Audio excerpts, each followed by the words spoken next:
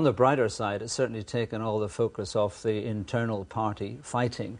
Do you think, though, that this is make or break for Gordon Brown? If it doesn't work, he's definitely a finished man? I think all you had to do was to watch the Prime Minister at Prime Minister's Questions yesterday. He was clearly a man in command, in control, absolutely, totally familiar with the banking system, with the economic system. And as he said himself, you know, this was not a time for a novice. And I think the comparison between political parties, again, the public won't have failed to see that. I mean, you were one of 4 cabinet members who declined to answer a question about that in a recent newspaper poll about is Gordon Brown the best person to lead the Labour Party now and into the next election. Can you give him your complete backing tonight? Yes, and I've never responded to surveys, particularly if they come from the newspapers. I don't think that's a way to conduct business, but I think what you're seeing now with the Prime Minister is somebody who has absolutely got a grip of something that the public really care about here. And I think that his leadership on this issue has been absolutely tremendous. You see, it's not so long ago you were saying Labour could be in power for decades, but more recently you said Labour would never win another election unless it focused on people with jobs, mortgages, families and holidays. Well, there are going to be a lot fewer of those people around as this recession continues. So really, even by your own theory, you're dead in the water. Not at all, and I haven't changed my view. I said that we could be in power for a long time, provided we did the right thing, and that's exactly my view. The reason that we've won 3 elections is because we had a Labour Party that was in touch with ordinary people's ambitions for their families. They want their kids to get on, they certainly want to be able to own their own homes, and they want a decent education, and I think that our response... But you said you'd got away from that.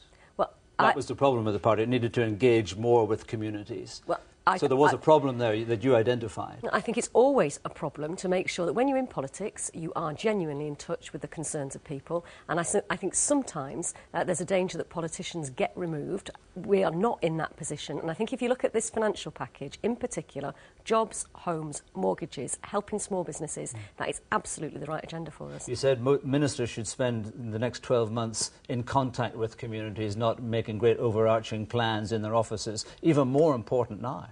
Absolutely, and I think that what people are looking for is politicians not just to say the words, we're on your side, but actually to be out there in their communities, accessible and listening, genuinely understanding what's going well, what isn't going so well, what can we change, and ensuring that at the very local level, on your street, in your neighbourhood, things are being attended to in the way that you would want to see. At the end of the day, you know, as politicians, we're all paid by the public, we're accountable to the public, and therefore we have got to make sure that our programmes enable them to do as well as they possibly can. That is, people don't ask for the world, but they do expect their politicians to make sure they take action. In your own case, there was speculation that you might have been moved in the recent reshuffle. You weren't, you held on to your job. Is that a case of the Prime Minister keeping his enemies close? This job that I got 15 months ago, I actually asked for. You don't always get what you ask for in politics. I was absolutely delighted. Communities, for me, are where my politics is. And again, I said to the Prime Minister... But you wouldn't be his favourite person, so you might have... Did you expect you would be part of the reshuffle? I don't have any sense that I'm not his favourite person at all. I talked to the Prime Minister, and again, I said I was very... Tony Blair's favourite person. One described as Tony Blair's little ray of sunshine. Well, I said I was very happy doing my job, Gordon, and I'm delighted that he's reappointed me.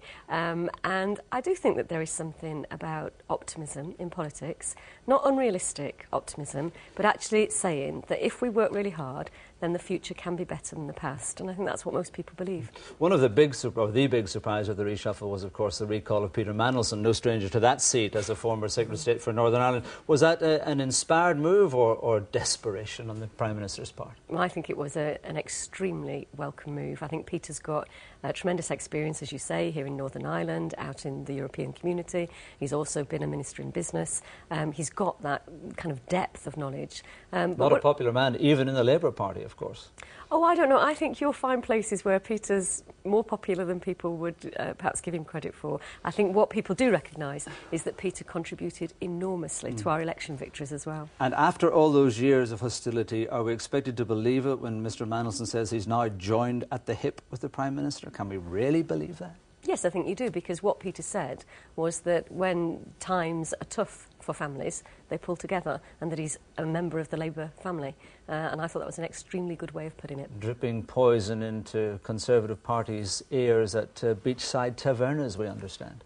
Well, if you choose to believe that, then, you know, that's a matter for you. Peace has been absolutely clear that that wasn't the case, and it's not beyond the Tory party, just occasionally, perhaps, to indulge in a little bit of black art propaganda. You'll be aware that there's a move in the Commons to use the Embryology Bill this autumn for an amendment to apply the 67 Abortion Act to Northern Ireland. There's a counter-amendment to make that dependent on the Assembly voting for abortion. You've been a supporter of abortion in the past. Where will you vote on this? Well, I should be maintaining our current position in the United Kingdom with regard to the time limits and the access to abortion. I don't think anybody, let me just say this, I don't think anybody is a kind of supporter of abortion. I think all of us recognise that we want to minimise the number of abortions, but at the end of the day, I absolutely believe that women need to have the right to have access to safe and legal abortion. So you would be voting for the Act to be extended to Northern Ireland. You'd support Diane Abbott's amendment? No, I will be looking at the legislation, but what I will be voting is as a United Kingdom Member of Parliament to make sure that the legislation, as it applies in our country, we don't have the time limits reduced.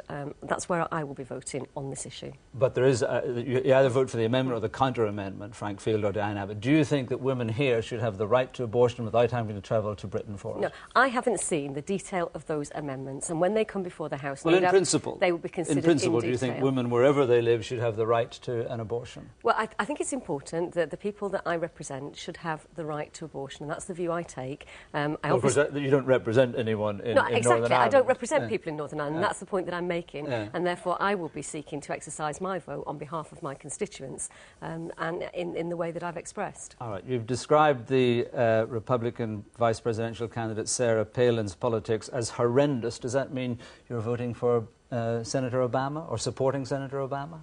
No, it doesn't. And as a government minister, I've been very clear about the fact that I don't think it's right to indicate who you would be supporting. Well, calling one of them horrendous is something of a position, I would suggest. Well, I think if you look at the context of what I said it in a fringe meeting at party conference, and I was expressing a view in relation to particular elements. I certainly would not, as a government minister, be indicating that I would be voting, if I had a vote, in America for any particular party. Secretary, thank you very much You're indeed. very welcome indeed.